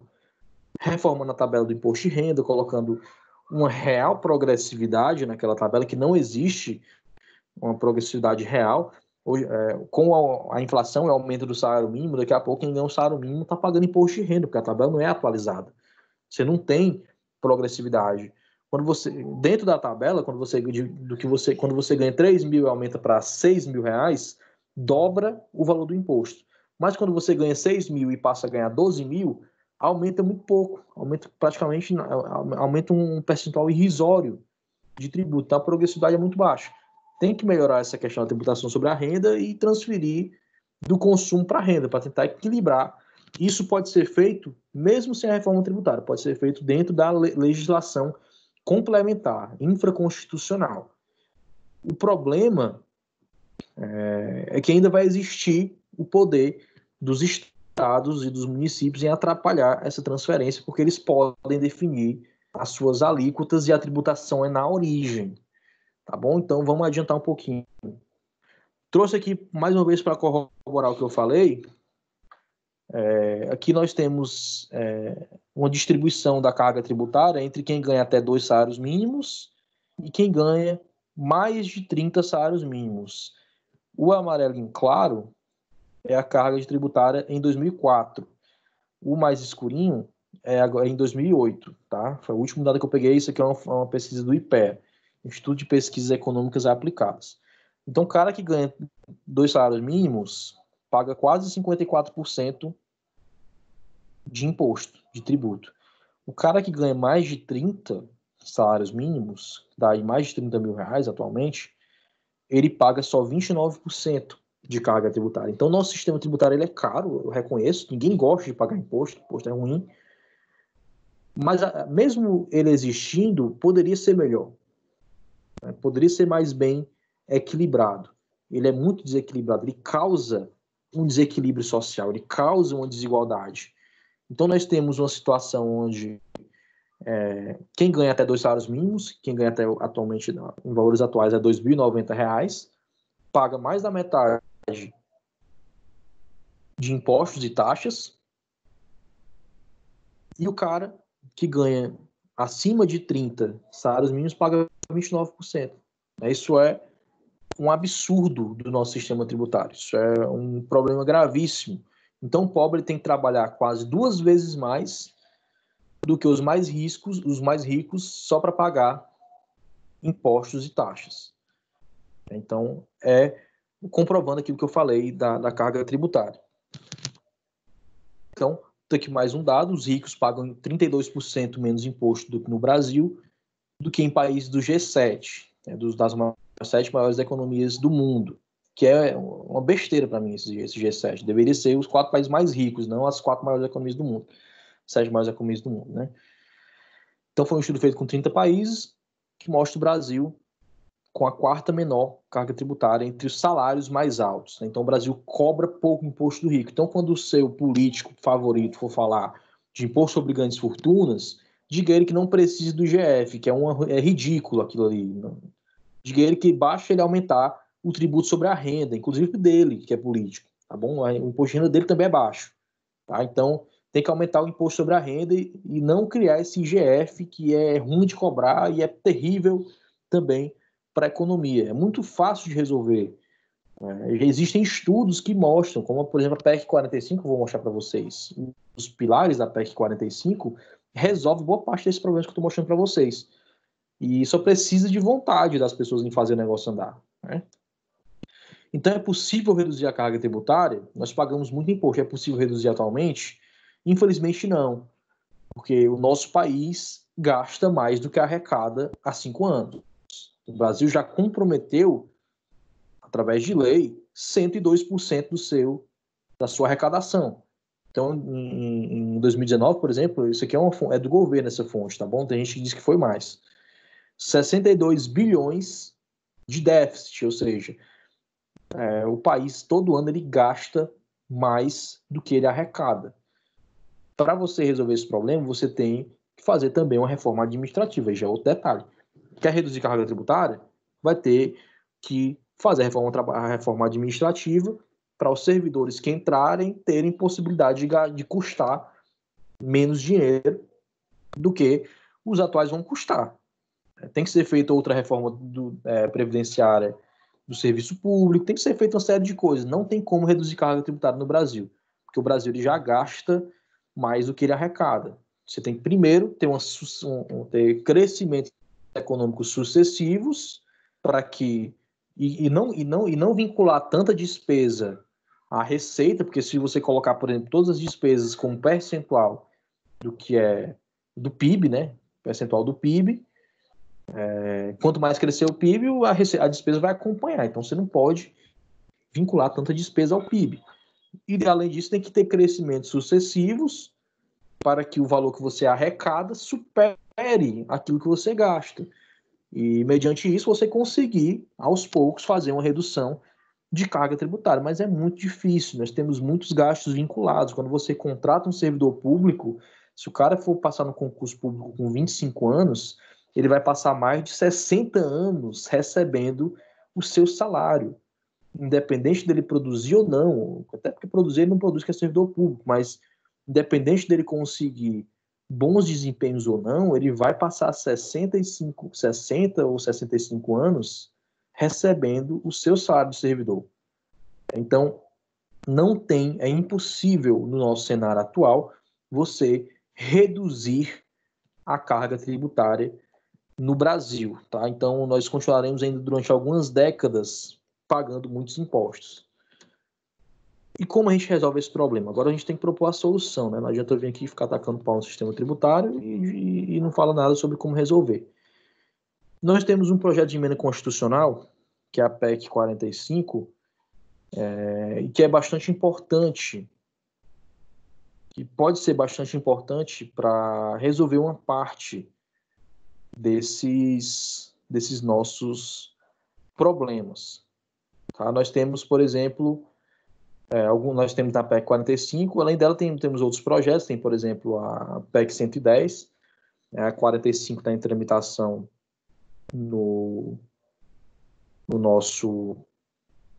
na Câmara dos Deputados, e a 110 está em tramitação no Senado. Tá? Eu prefiro a PEC 45, ela é mais objetiva e é também mais fácil de ser aprovada. Tá? O que a PEC 45 faz? Ela faz uma reforma tributária dentro da nossa Constituição Federal. E ela é baseada em 4 pilares: simplicidade, neutralidade, transparência e equidade. Então, o objetivo é você tornar o sistema tributário mais simples, ou seja, não ter tanta complexidade, não ter tanta dificuldade.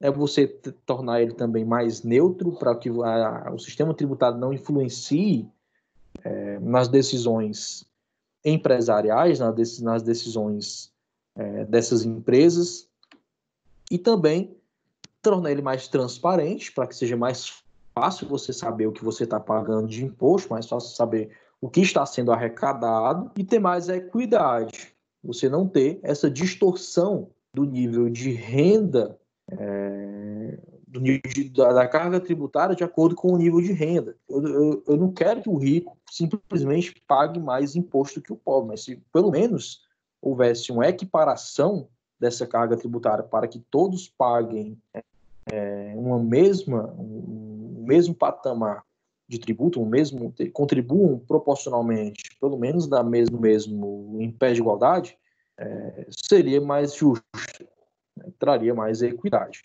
O ideal é progressividade. O ideal é quanto mais você ganha, mais você consegue contribuir. Porque o pobre, quando ele ganha, o cara que ganha R$1.000, 20% para ele é muito, que é R$200, sobra só 800. Mas 20% de quem ganha 10 mil, sobra 8 mil reais. Então o impacto é menor. Então por isso que existe uma regra, deveria existir a regra da progressividade, que já é prevista na Constituição, mas não é tão aplicada. Então, são esses os 4 objetivos, os 4 pilares da reforma tributária, da PEC 45.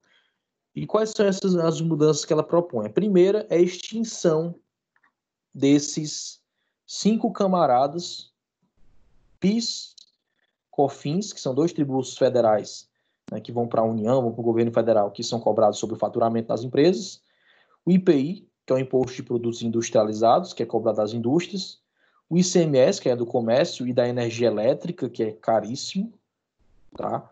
E o ISS, Imposto sobre Serviços. Substituindo todos eles ou pelo IBS, Imposto sobre Bens e Serviços, ou pelo IVA, Imposto sobre o Valor Adicionado, que é como acontece em mais de 160 países pelo mundo. Não é possível que 160 países, inclusive países desenvolvidos, estejam errados e só o Brasil esteja certo. Então, primeiro é extinguir esses tributos que são o foco da complexidade e da distorção do sistema tributário, tá? Eles seriam substituídos por um imposto moderno, fácil de arrecadar, fácil de ser fiscalizado e fácil de ser pago. E para que não tenha, já que a carga tributária é tão alta, para que não tenha uma penalização adicional para o setor produtivo. Ele vai criar uma regra unificada em todo o território nacional. Professor, como assim uma regra unificada? O que seria essa regra unificada? Independente de onde você está, de onde você vende esse produto, a regra será a mesma. Não interessa se você está no Rio Grande do Sul ou no Ceará. A mesma regra. O que vai mudar é apenas a alíquota, ou seja, o percentual que é pago de tributo, né, de imposto, nesse caso, de IBS ou de IVA, tá? Esse percentual vai ser definido no estado de destino da mercadoria. Então, a regra vai ser a mesma. Você não vai ter uma regra de substituição tributária do ICMS lá no Pará e outra aqui no Ceará. Então, vou colocar minha empresa lá no Pará porque lá vai ser mais barato. Não interessa, tá? Porque a carga tributária ela vai ser única para todos os setores. Isso vai trazer a equidade. Ou seja, tanto faz você vender arroz, como você prestar serviço, vai ser a mesma carga tributária, vai ser o mesmo percentual. Você não vai ter, por exemplo, uma operação, né, uma atividade que paga ISS e, portanto, a carga tributária atualmente é menor, e outra que paga ICMS e, portanto, a carga tributária é maior. Então, você não vai ter essa distorção, porque vai ser único, ele vai unificar esses 2 tributos. Então, o cara que vende mercadoria aqui para Fortaleza vai pagar, sei lá, 27% de IVA. O cara que presta serviço aqui em Fortaleza também vai pagar 27% de IVA. Vai ser igual. Então, a carga tributária vai ser a mesma. A carga tributária sobre consumo, sobre bens e serviços, vai ser a mesma para todos os setores. O cara que vende um imóvel também vai pagar a mesma carga tributária. Atualmente, o imóvel não paga ICMS e ISS. Então, você comprar uma mansão, você paga menos imposto do que você comprar uma refeição para você comer na sua casa. Tá? Então, vai ter uma regra mais bem definida e uma carga tributária única. Outra mudança importantíssima, tributação no destino. Ou seja, ao invés de você pagar o imposto Quando você compra uma mercadoria na internet, por exemplo, ao invés de você pagar um imposto lá em São Paulo, você vai pagar aqui para Fortaleza. O IBS vai ficar aqui para Fortaleza e aqui para o estado do Ceará. A parte estadual e municipal vai ficar aqui. Aliás, vai ficar aqui não, vai ficar para lá, vai ficar para onde a mercadoria vai. Para cá, exatamente, para onde a mercadoria vem, desculpa. Então, se você tem uma empresa em São Paulo, independente de onde você estiver sua empresa, o que interessa é para onde você vende. E como a tributação é sobre o consumo, quem paga a carga tributária, quem assume a carga tributária, é a pessoa que está consumindo aquele bem ou aquele serviço. Então, é por isso que tem que ser no destino. Então, se eu estou aqui em Fortaleza e eu quero uma tributação, mas eu quero eu quero construir um aquário, tá? O governador quer construir um aquário, tá? Então ele vai lá e aumenta o IBS.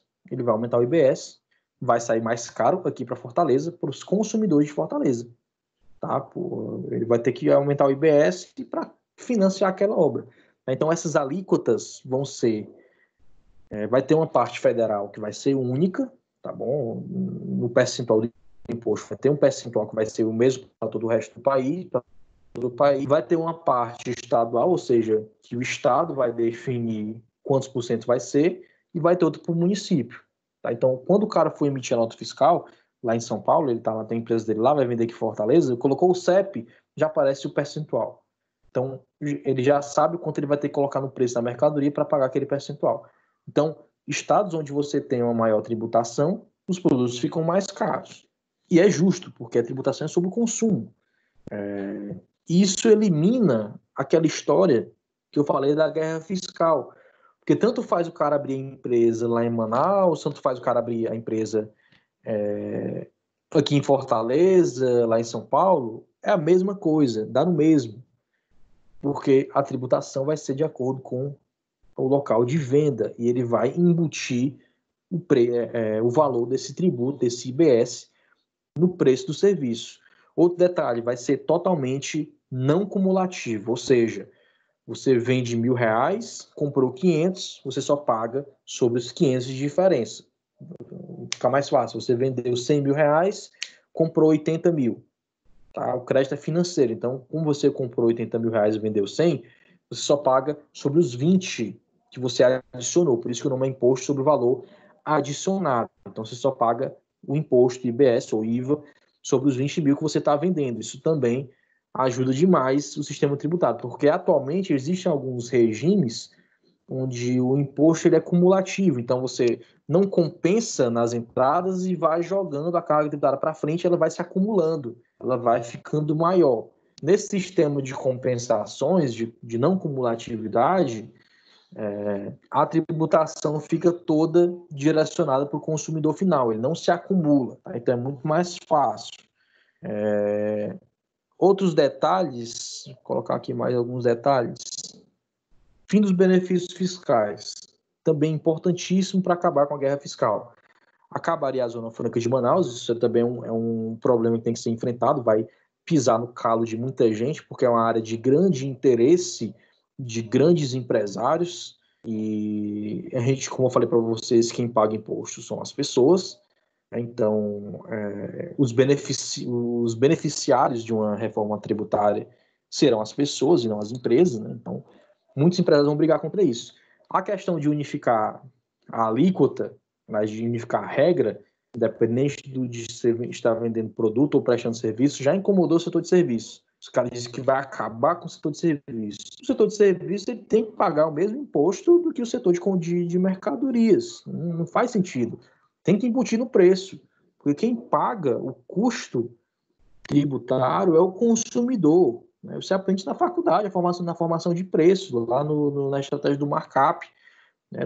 Na regrinha do markup, você calcular o imposto, calcular o preço do produto, você coloca o imposto embutido dentro do preço do produto. Então, não existe essa de que vai acabar, o setor de serviços vai ser prejudicado de alguma maneira.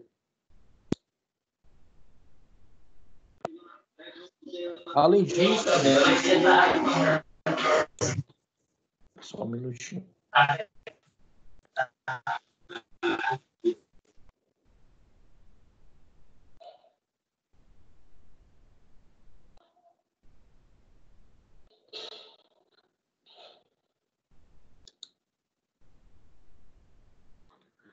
Pronto.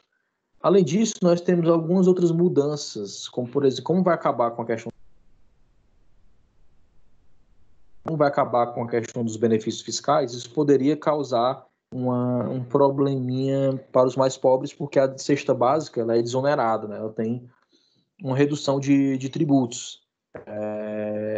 Então, para compensar isso, vai haver um sistema onde o governo vai mapear, pode utilizar até a própria base do Bolsa Família, ou essa que está sendo feita com o auxílio emergencial, onde as pessoas, a devolução do imposto pago sobre a cesta básica será feita para as pessoas, apenas para as famílias de baixa renda. Atualmente, se o rico for comprar a cesta básica, ele paga menos impostos, e o pobre for comprar também.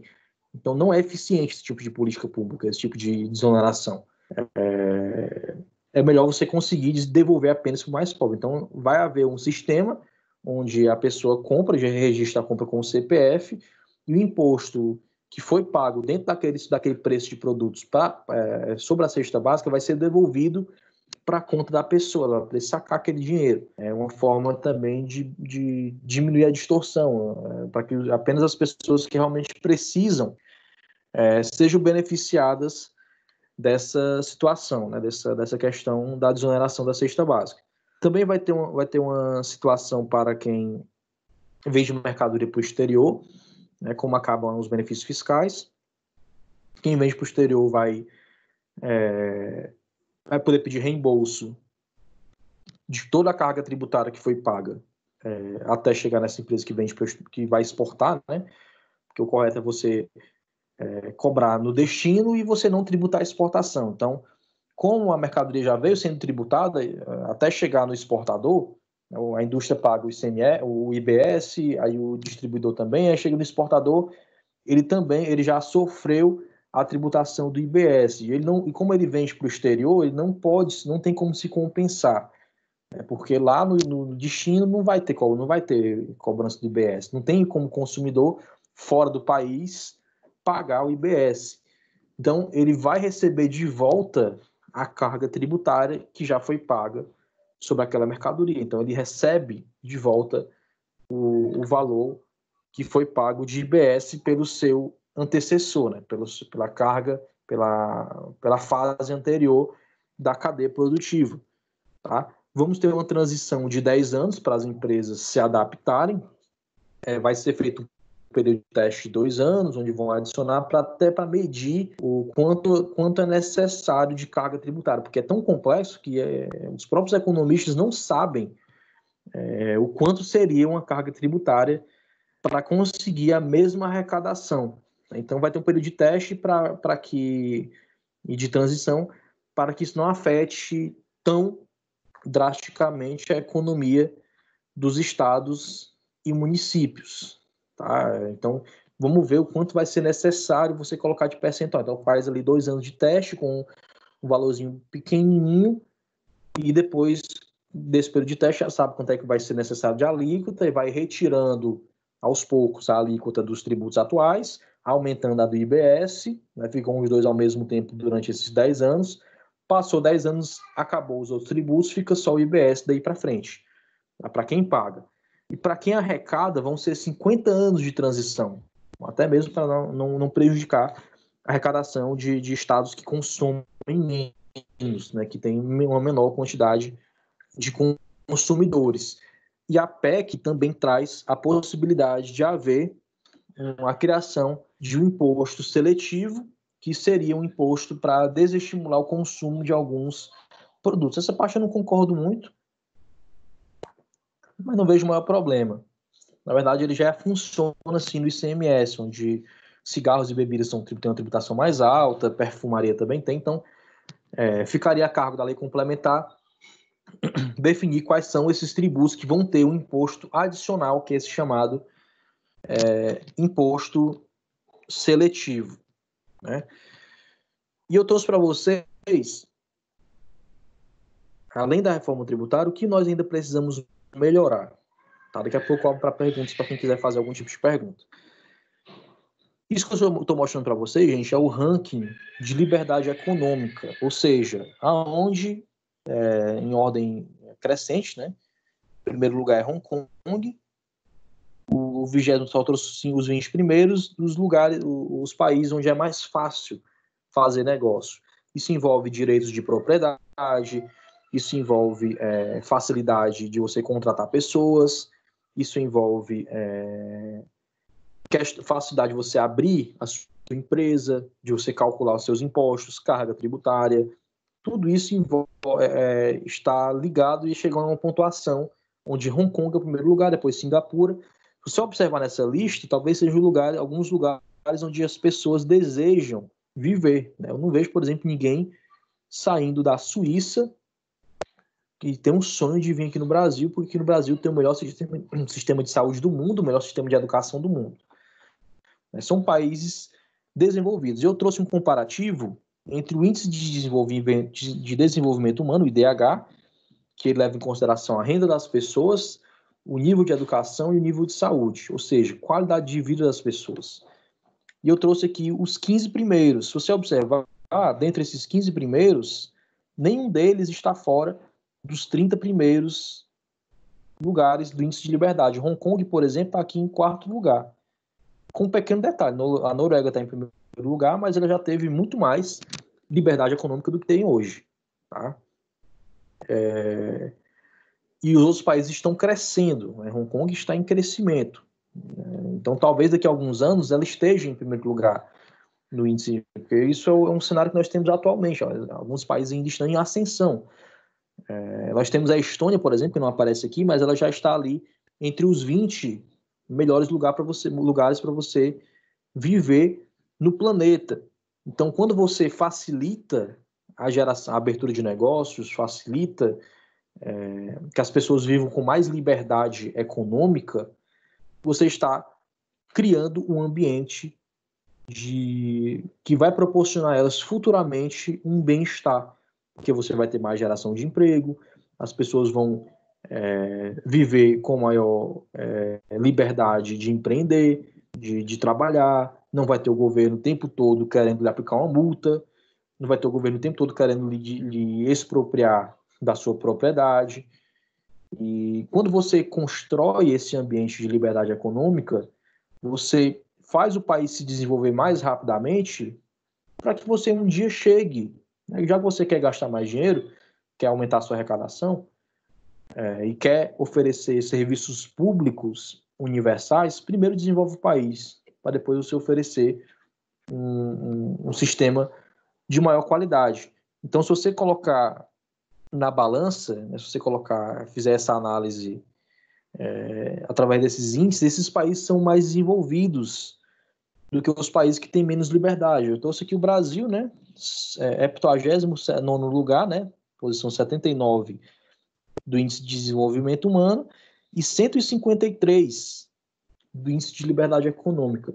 Mesmo sendo um país que arrecada bastante, nós não conseguimos oferecer qualidade de vida às pessoas, porque o Brasil ele é pouco produtivo e os gastos são ineficientes, não são gastos de maior qualidade, não são gastos qualitativos, não são gastos que funcionem como um catalisador na economia, ou que funcionem, nem na economia, que funcionem para você dar o mínimo de condição possível para essas pessoas.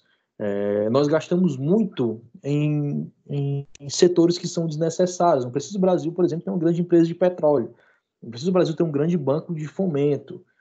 Isso pode deixar para a iniciativa privada. Então, são gastos que são também focos de corrupção que atrasam o desenvolvimento do país.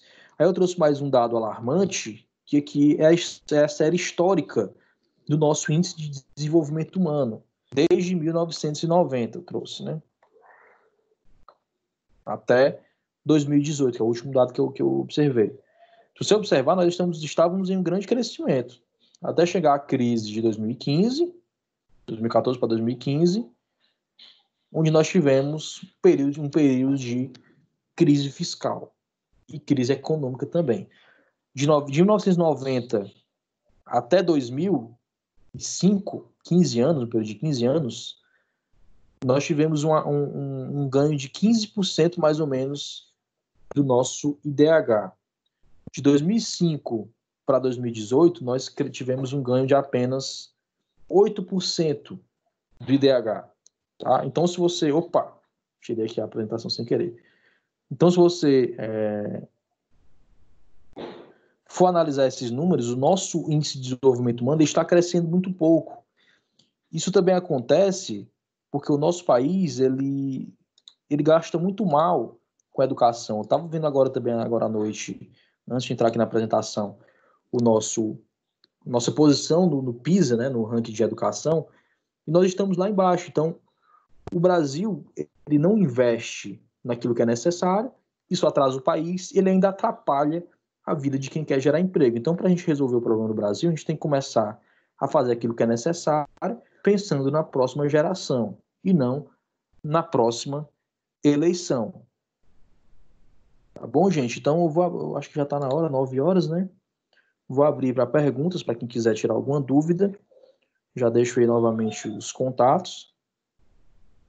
Quem quiser tirar alguma dúvida, eu vou deixar aqui aberto 2 minutinhos para quem quiser perguntar alguma coisa. Alguém tem alguma dúvida? Eu tenho só um ponto.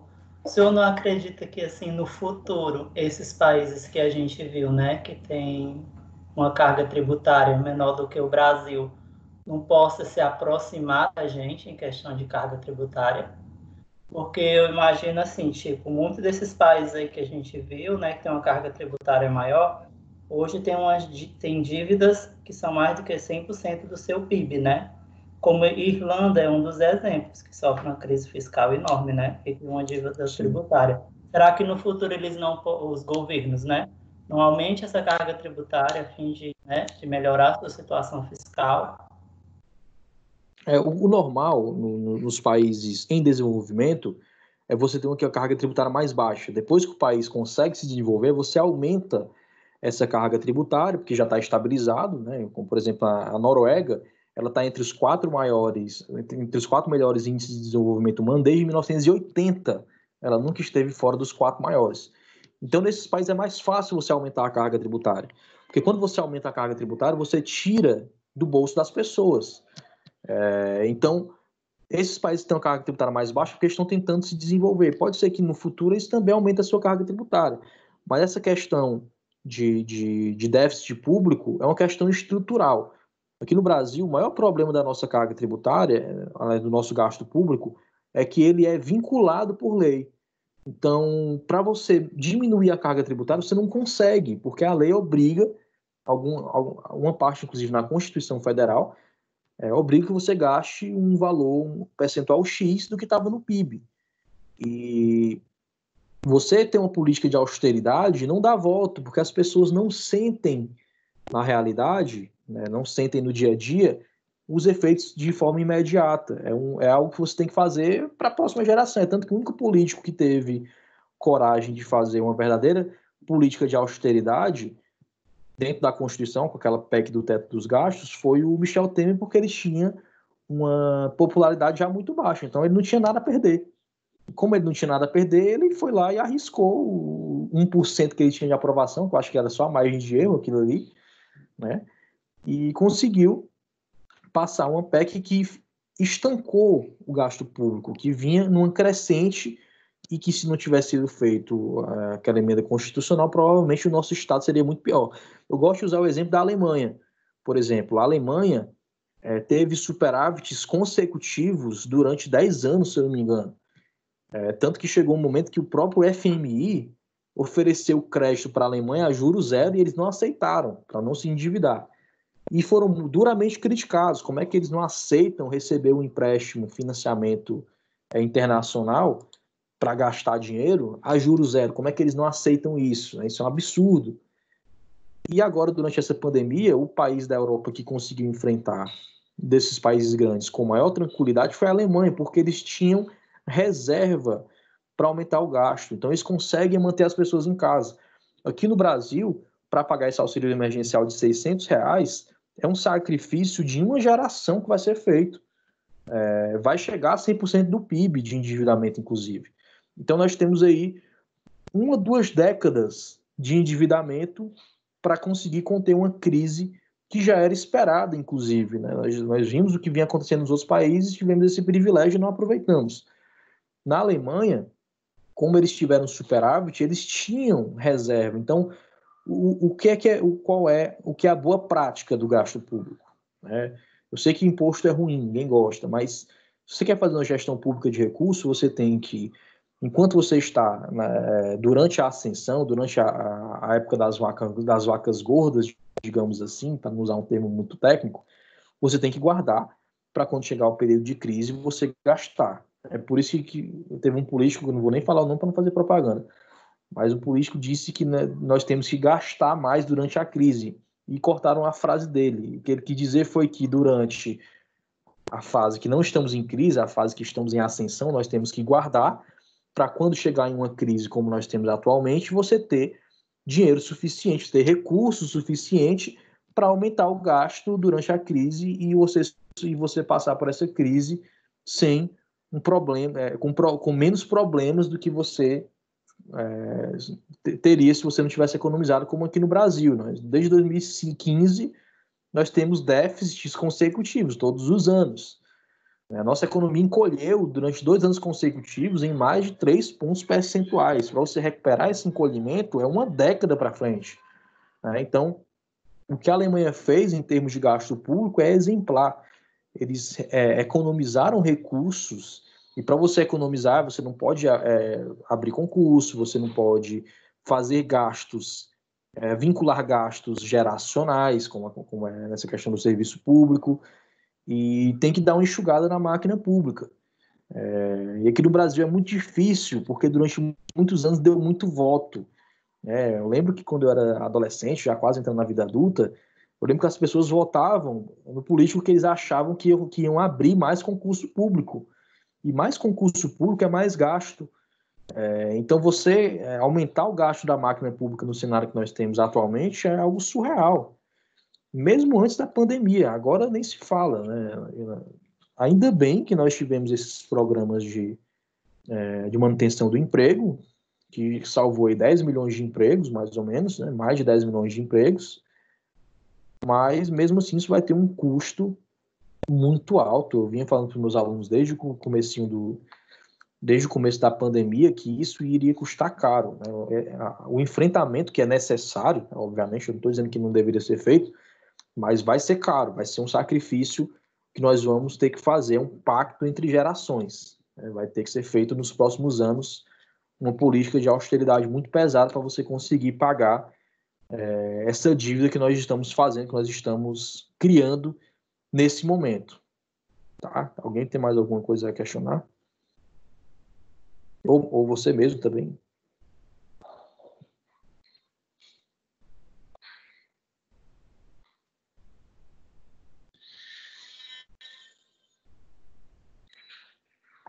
Bom, se estiver tranquilo, eu vou encerrar a nossa gravação. Agradecer aos que estiveram presentes na nossa palestra. Vou parar aqui a gravação.